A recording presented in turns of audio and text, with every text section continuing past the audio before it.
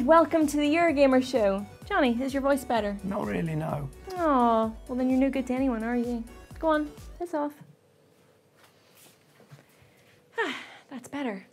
Coming up this week, Batman Arkham Knight. It's bigger, but is it necessarily better? And a mysterious second thing. Ooh, mysterious. Before all that though, now that the dust has settled on E3, let's check in with Chris to see what's been bouncing around under that big weird hairdo of his. It defies gravity.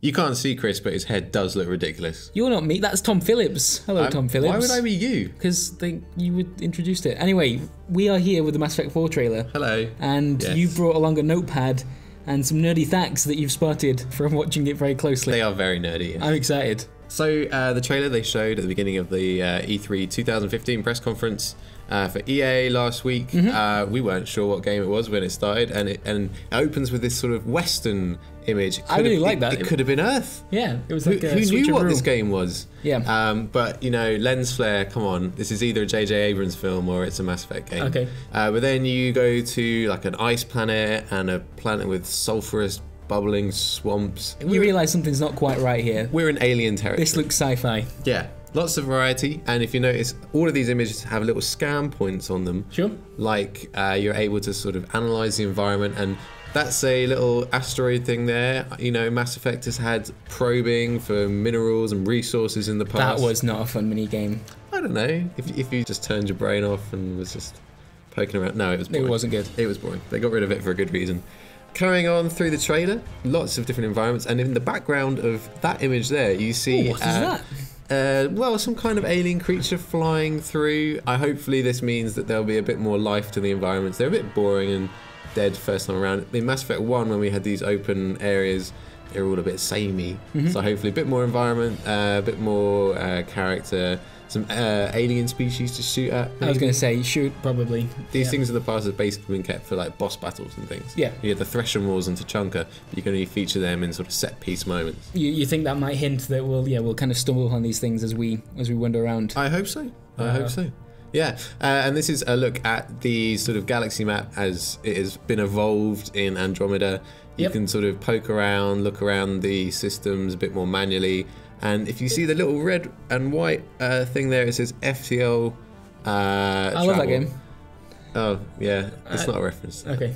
It's but it's interesting because this is a new galaxy and presumably there won't be mass relays in it. Yeah, which makes it difficult to get around the place. Yeah, so I think they're going to concoct some, you know, kind of wormhole, flim-flam. Oh, you can get places faster than light. Interestingly as well, that character there, I don't know if I'm spoiling one of your things on your list here, isn't supposed to be the playable character, right? No, weirdly not. Even though he's N7 chap. Yeah. And as you can see from his armour there, and they have said that it's going to focus on N7.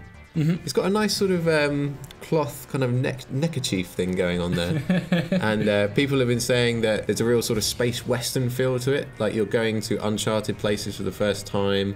You know, you're really on the frontier. Yeah, of course, yeah, like colonizing new worlds. Okay, I like that. I like the sound of that. And as we get to the end of the trailer, we can kind of look at some of the gameplay mechanics. You can now jump, which is or jetpack jump, which is great because the jumping in Dragon Age sucked so bad. Yeah. And when you had to do the really annoying platformy bits to get to the shards that were hidden way up on cliffs, God, that sucked. Yeah, I thought this bit at the very end was a little bit strange. Mass Effect for me isn't about jumping into fights and punching people. It's about having nice conversations and being a diplomat. Yeah, I would agree. I think it's a bit of both. Yeah. And I think for a trailer, they've probably gone with the punching people in the face rather than talking to diplomats approach. You think that's what sells video games? Yeah. Interesting. So we've got some kind of alien technology sprouting up from the ground. Your main character, whoever they are, running with a fire team of 2, as usual. One of them is a Krogan, if you look at the background. I mean, they couldn't get rid of the Krogans, right? And what looks like a female human squad member in the background. And there's your Omni tool again, which you can use to stab people in the face. Useful. And the aliens, we don't know who they are yet, but in the last leak, there have been 2 races named in many of the leaks, and they're called the Remnant and the Ket. I think they're going to be some ancient civilization far beyond the powers of humanity that have the potential to destroy the entire universe unless one man or woman, or you're playing as a human, right? You have to play as one a human, man yeah. or woman can stop them using their friends that they've collected around I don't the know universe. why I was saying that, but I would probably put some money on it, yeah. Cool. Well, yeah, that is Mass Effect Andromeda. It's hard to get a lot from that trailer, but I think you've done a good job, so thanks for that, the Tom. Mako is the M40, Oh, and God. in previous Please. Mass Effect games you were driving the M35 model. Ah, I think you'll find. You're such a nerd.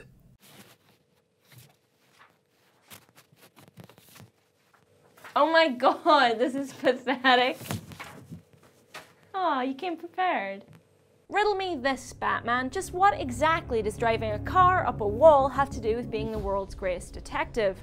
Well, not a lot if we're being honest, but it's one of the ways in which the inclusion of the Batmobile in Arkham Knight almost ruined the game for me.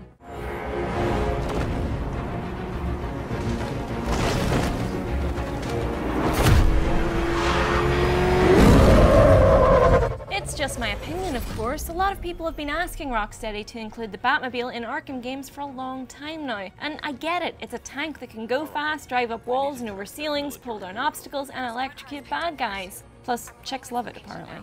But okay, so here is my problem with the Batmobile.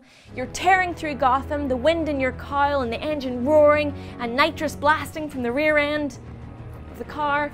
But then everything else that's great and interesting about Gotham is relegated to being just a background blur. And that's rubbish.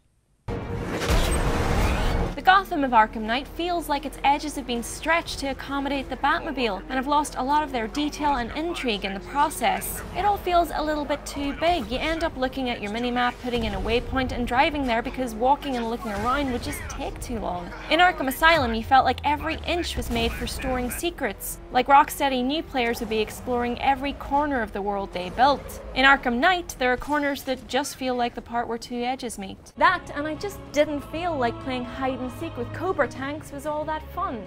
It was tedious. Hey, Batman. And I found the main story bits of Arkham Knight so interesting that I grew to dread the obligatory Batmobile sections that were thrown in at predictable regular intervals. I'm not a fan of driving games, I'm no good at driving games, so those parts of Arkham Knight just felt like a bit of a slog to me, and since I had to retry again and again just to eject out of the car at the right angle to overcome an obstacle, they really didn't help me feel like I was being the Batman. And the Batmobile didn't feel like a natural extension of the Arkham games. It felt like something from another game that was bolted on just because it looked cool. Call me old-fashioned, but I'd rather just use my own 2 feet, and utility belt, and glider, and Batwing, and Boy Wonder Sidekick. Oh, and the Bat Computer, and Lucius Fox and Alfred and all those guys, and billions of dollars. Yeah, just all that. It'll be fine.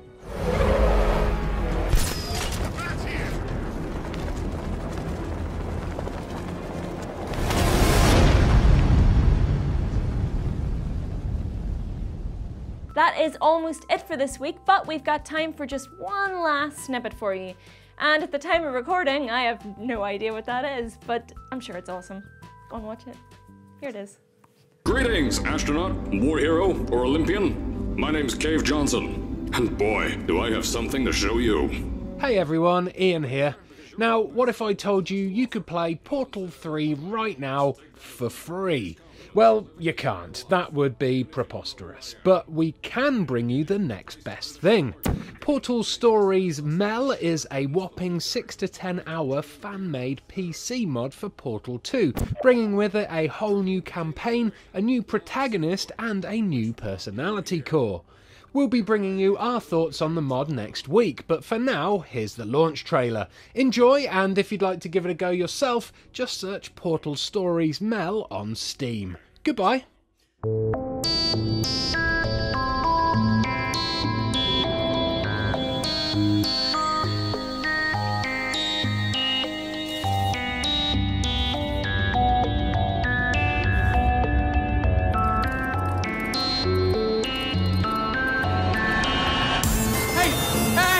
Over here! I'm right over here!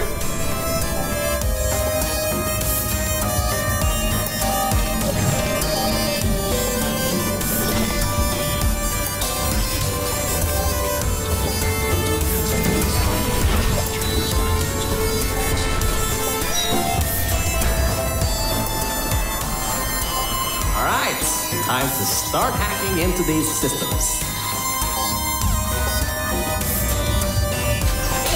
Whoa, don't do that.